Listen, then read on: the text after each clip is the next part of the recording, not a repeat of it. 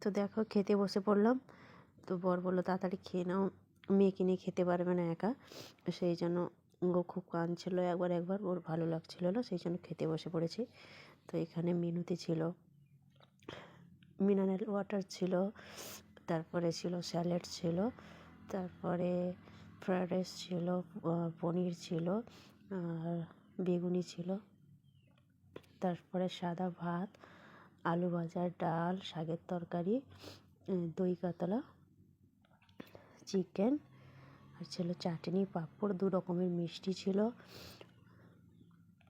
Ice cream ছিল, পান মশলা ছিল। ব্যাস এইটুকুই আমাদের খাওয়ার দাওয়ার ছিল। তো রাতে অত বেশি খাইনি, প্রায় 2-2:30 বেজে গেছিলো রাত। অতটা ভালো লাগছিল না, এই জন্য সামান্য যেটুকু খাওয়ার নয়, মানে না খেলে নয়, ওই রকমই খেয়েছিলাম। তো চলো, আমার তো খাওয়া দাওয়া হয়ে গেল। তো তোমরা কে কে খাবে চলে এসো বিয়েবাড়ির খাওয়ার দাওয়ার।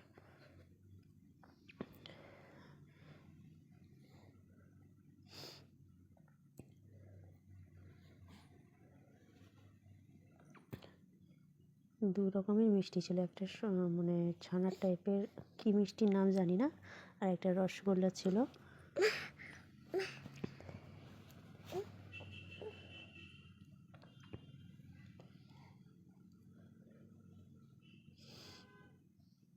তো চলো টাটা, আমার তো খাওয়া দাওয়া হয়ে গেল।